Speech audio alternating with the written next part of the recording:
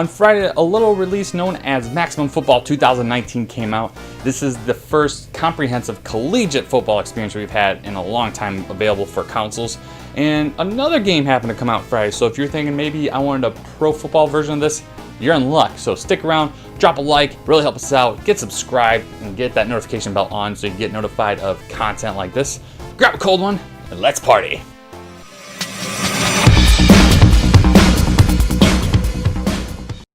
Welcome to Access Football 2019. Much like Maximum Football, I was unaware of Access Football until this summer. Access Football is designed by a team known as Access Games. When comparing Access to Canuck Play, Access has a few more people working on the game, but not really by much. Access's team is based out of the United States, and they have had 4 games previously in the series. Steam has all of these games, but consoles have only had 18, and now this year's version, 19.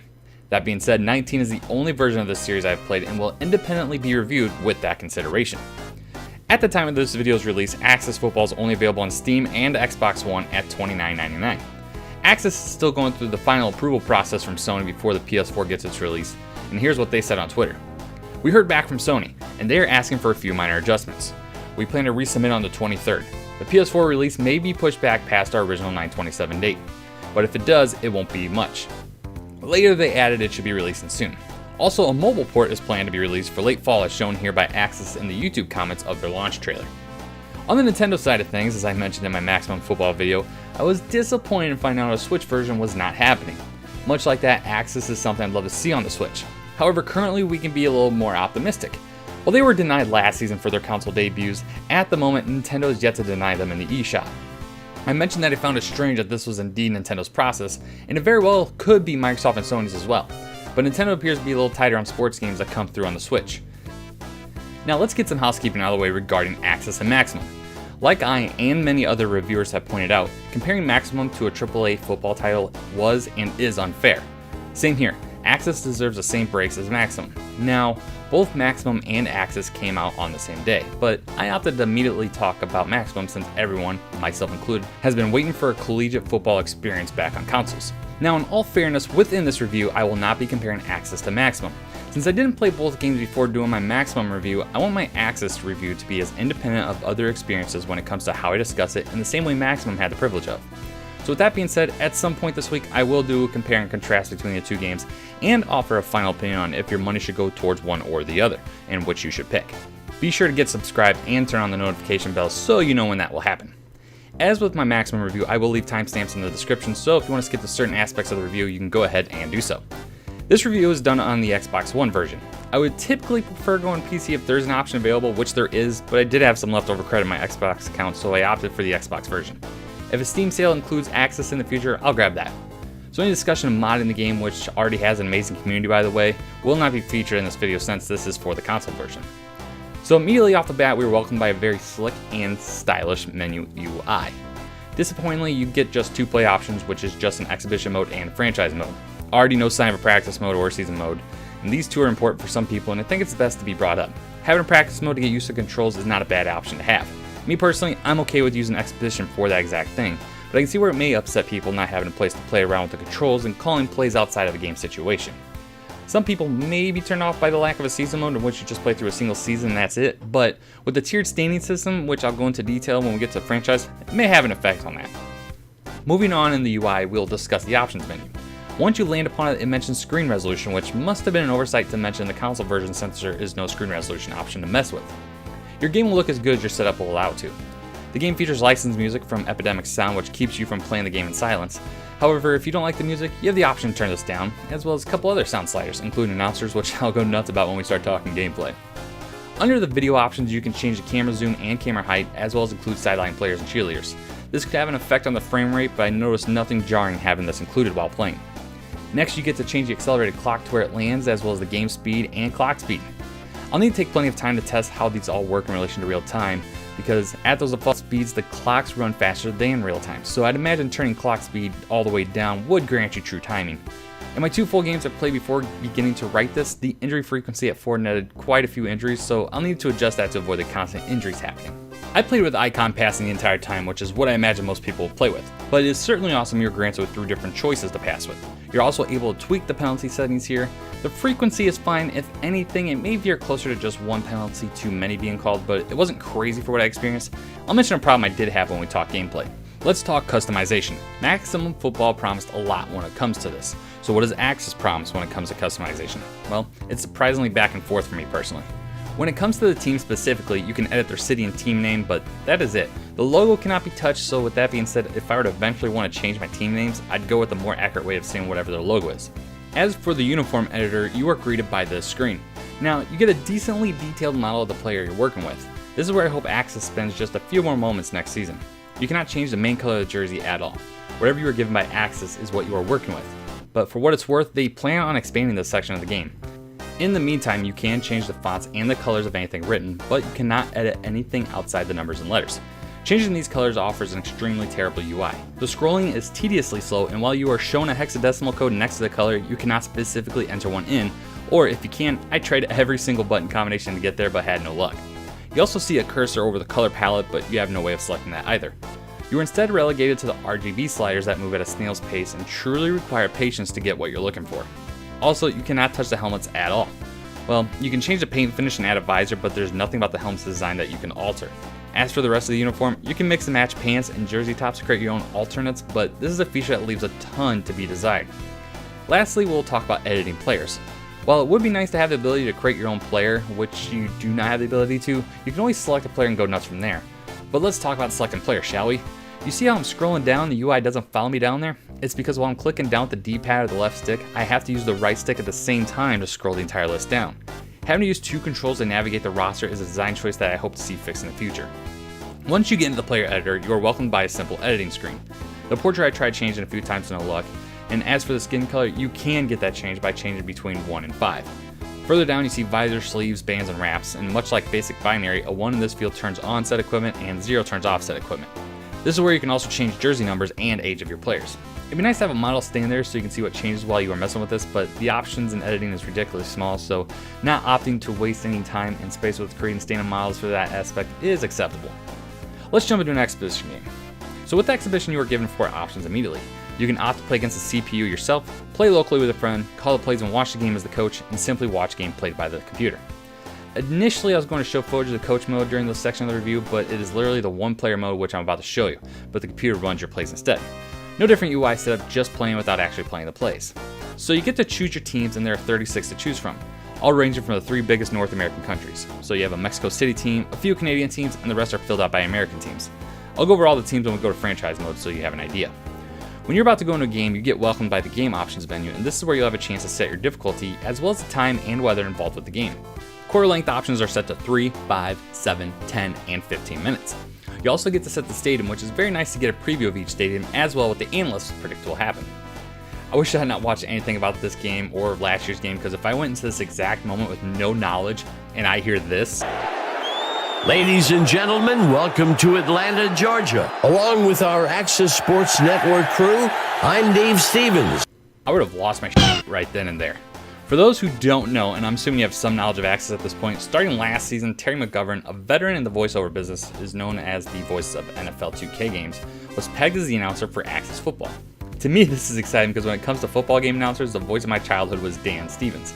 In fact, way back when I was in high school, I wrote a review for College Hoops 2K6 on Game FAQs and mentioned how finding Dan Stevens within the training videos of that game was a great moment for me.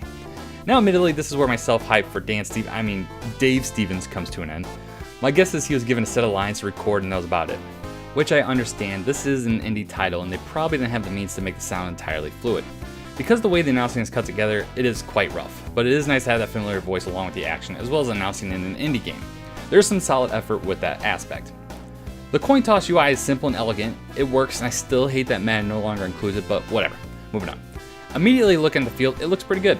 The surroundings, however, looks rather basic, and the fact that the stadium is only half full is quite odd. I can see why that may take a toll on the game memory-wise, but 8-bit games had no problem making the stadium look full, so no reason why they couldn't do that here. An awesome touch I play with rather early here is the option to tweak my depth chart within the play calling UI. This is an awesome feature that gets me to somewhere I may want to go in a hurry. Speaking of the play calling UI, it is clean, easy to read, and sleek like the rest of the graphic overlays.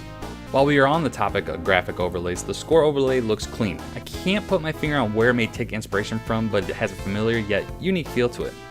Axis also deserves praise for the in-game stat overlays. After certain pass plays or run plays, in the bottom corner you'll see the game total for a specific player. I'm a huge fan of getting stats within a game, so Axis hit the right notes with me when they include that a little bit. We start off the game playing defense. There are 2 moves while being blocked to help you shed said block. Sometimes you may not need to shed a block as a hole through the B-gap opens up quite easily here. But that is something that can happen. When it comes to playing against the rush, I enjoy this game quite a bit. Now, over recent years I've tried to take control of the secondary or linebackers in Madden in a way to stop getting thrown all over in those games. So naturally I want to try the same thing in Axis, but playing pass defense on Axis is next to impossible for me. Perhaps it'll take adjusting, or maybe the game just needs some updates to its defensive gameplay. Defenders cannot defend passes in stride, so if I'm trying to go on the run to deflect the ball, my defender will stop in his tracks where he's at and try to deflect from there. Naturally, if the receiver is getting hit in stride, this will leave him wide open. In fact, this cost me my first game in franchise mode, which I'll show as I talk about this here. I've only played a couple games, so I might be able to chalk it up to that, but I think I'm onto something here regarding this. I mentioned something penalty-wise I'd be shown earlier, and well, here it is. Something is going on with encroachment that needs to be addressed. I can cheese my way closer to the quarterback so you can see here and avoid any kind of penalty being called. This is something I hope is being brought to light to the development team and seems like an easy exploit that could be fixed. Also on this exact subject, you are given the option to change your team's strategies pre-snap. Trying to do this will cause your player to move and potentially be offsides. In fact, this is how I found out I can sneak my way past the line of scrimmage without being called. Bringing up this menu needs a forfeit moving your player, otherwise why would I risk using it? Now while it takes a little bit for me to take off, and you'll see it in my franchise gameplay, the offense in this game can be ridiculously easy to play. I feel like I average at least 7 yards per rush, and if I wait long enough, I can hit long passes pretty regularly. Also, running the quarterback is way too easy and makes me feel like I'm playing with a Vic in Madden 2004.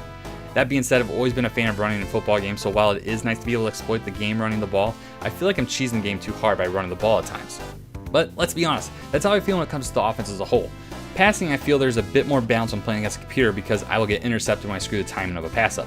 If the defender happens to be defending a post route and I try to throw to my receiver before he breaks, the defender won't hesitate jumping in front of the ball and getting himself a takeaway. I've yet to experience a fumble offensively or defensively for that matter, so I can't even comment on that. I have made many boneheaded runs with my quarterback in my short time that should have resulted in fumbles, so perhaps the fumble frequency could be tweaked within the Axis' coding. How about special teams? Kicking the ball? Well, I hate it and love it. It's a familiar UI with a way to aim your kick and a power meter that slides up and down that requires timing, which I love that concept. I also love that you know why or why not a kick will be made. That being said, kicking in this game is way too easy, which is odd considering the computer missed the first 3 point-after touchdown attempts I have ever seen them attempt. I just hope the RNG gods were not in their favor and it just happened to put them at 3 consecutive misses, but it's very odd to see that. Punting works the exact same way, so nothing more needs to be added there. Returning kicks seems fairly straightforward. I haven't been able to cheese my way into a return touchdown, but it seems if I hit my lanes just perfectly and spare my turbo properly, I could take one back to the house in due time. Overall, my initial gameplay impressions weren't too bad. Both games I played in full came down to the last possession, so I had fun in that regard. The balance between my ability and the CPU seemed just right, and the exhibition game I played was on normal difficulty, while my franchise game was on All-Star. Speaking of franchise, let's get into that, because that's why people are here for Access Football. You get to have 3 save files for this game, and as promised, here's a rundown of all the teams. Some show clear inspiration from their NFL counterparts, while others are very unique to their home turf. You get a quick look at their best players and what type of offense and defense to utilize. Right off the bat, you get welcomed by a dashboard that allows you to jump into the game, coach, spectate, or simulate it. You also get a screen to check out the schedule as well as the standings. Now, the standings provide your biggest reason for replayability, which I absolutely love. Now, perhaps someone with tier standings experience can tell me, because I have no idea what wins and losses grant you in the plus-minus column. I tried tracking it week to week when I eventually sim a season, but I still didn't see a pattern. Anyway, here's what you get in the tiered system. As you can see, the top 4 teams in Tier 3 have green boxes next to them. When you reach the end of the season, those 4 teams will meet a playoff with each other. The winner of that will win the respective tier's championship, which in this case is the Contenders Cup. Tier 2 gets the Challengers Cup and Tier 1 gets the Championship Cup. When you are in Tier 3 or Tier 2, if you win your tier's championship, you play against the next tier's last place team. If the lower tier team wins, they move into that tier, and the loser moves down in tiers. If the higher tier team wins, they stay put. This provides excellent incentive to win every season and avoid the worst standings. Speaking of standings, when I did a simulation to test how the tiered system works as well as the drafting, I noticed the Champions Cup winner, which was Baltimore, didn't have the last pick. Not sure if this was a design flaw or done intentionally, but that was odd to see. Now, elsewhere in franchise, you get a plethora of options. One of these options is the ability to change how practices are conducted. From changing the amount of time spent in studying film to the amount of conditioning drills, the choice is yours. This will affect team morale among other aspects throughout your franchise. Play with this and see what you can do for your team. Always loved the deep aspects of owner mode that Madden used to give you, which included relocation, changing the team name, setting concession prices, and much, much more. So seeing some of these aspects brought into Access was awesome to see. Some of these options include updates to the team's facility as well as additional amenities. This could include restrooms, buses, spas, and even luxury boxes. Deciding to install or repair facilities will have an effect on your team or your franchise. Be careful on what you spend your money on, as you don't want to handicap your ability to re-sign players come the offseason. This is why an in-depth franchise mode is so appealing, because this creates a very immersive role-playing experience within a sports environment. The only immediate upgrade I started off with was the luxury seating. I want to make sure high-end fans want to enjoy games in Winnipeg, so if I want more of their money to come through, I need to show some accommodation to them. I'd love to see the immediate effect this will have or some way to track it, but perhaps in future updates we could see that. We get a peek at the financial report for the entire franchise as a whole, but it would be nice to see a rolling week-to-week update of this. This area of franchise has plenty to explore and will require time and thought to decide which is worth your money and which can be held off for the time being. What would franchise be without the ability to hire and fire the coaching staff? This area shows amazing detail as you get to see each individual coach's career records as well as their experience as a coach. This is a great touch to the detail that is franchise mode. You even get pictures of the coaches as well. A little unnecessary, but a nice touch to add to the depth of your franchise. Outside of your main coaches, you also get to pick and choose your position coaches and 4 scouts. Of most interest to those mostly watching, you get scouts for 4 different regions: the West, Central, Northeast, and Southeast. Now within the scouting, you get to see all the upcoming players to be eligible in the next draft. For each region scouts, you can have them all focusing on 3 different position groups. This is a nice way to narrow down specific positions for specific scouts.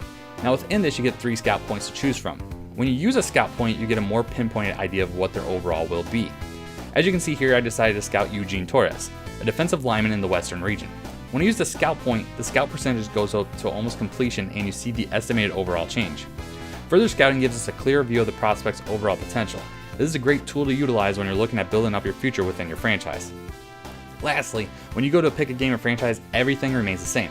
So nothing to report within the confines of that. And for those interested in the simming aspect of the game, simming, as far as I can tell, only works on a week-to-week basis.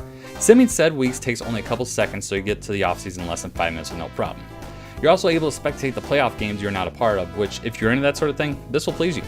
So, what are my first impressions? Well, kind of like I said in my Maximum Football review, for an indie football game, this is pretty good. The team decided to focus their attention to round out their franchise mode this season, and they have made promises to make adjustments to their gameplay a focal point of Access Football 2020. The game's AI seems to favor offensive shootouts in the end over anything, as I feel the offense shows some significantly easy ways to exploit the AI. Long term, this needs fixing to make me feel like I haven't gotten good at this game really fast, or defensively really bad really fast. Defensively, it is truly hard to get a grasp on being consistently good. Defending the pass is just downright abysmal and needs work. As I said already, defend and run is the most enjoyable aspect of playing defense. Now, here we are getting to the moment of truth. Is this worth your $30? Kind of like Maximum Football, this is a yes and no answer. When you do the unfair comparison to Madden, Access has a lot of work ahead of itself. The game balancing and rough physics shown throughout needs some fine tuning. And I'm always willing to give games like this and Maximum Football a pass in the graphics, because I feel a game based on solid gameplay will allow for the lack of great graphical detail in player models and stadiums, etc. If Access tweaks the AI's game balance and provides a complete defensive experience and an offensive experience with a challenge to it, we'd be looking at a great true alternative in the football landscape. Access has the aspiration to be a truly deep franchise-based football game, and for someone who loves that aspect of sports sims, Access has my vote and support. Which leads me into why it is worth $30. You are showing your support for the future development of this franchise, and you can get your money's worth out of diving into the scouting, uniform tweaking, and drafting aspect this game allows for. The tiered system provides replayability in a way I cannot get with Madden. I win the Super Bowl in year 1, then what? With Access, year 3 is the earliest I can consider the best, and that is what's going to keep me coming back. So if you're looking for a PC or console alternative to Madden when it comes to pro football, perhaps Access Football 2019 is exactly what you've been looking for. So that was Access Football 2019. What did you think of it? Was this a day one purchase for you the other day? Is it something you're thinking about buying now? Or is this just another indie football game that is just not getting your attention the way you want it to? Leave your thoughts below, drop a like, really help us out, get subscribed, turn that notification bell on, because then you'll get notified of awesome content like this. And of course, at me on Twitter, @PartyBall. And as always, thank you, and party on.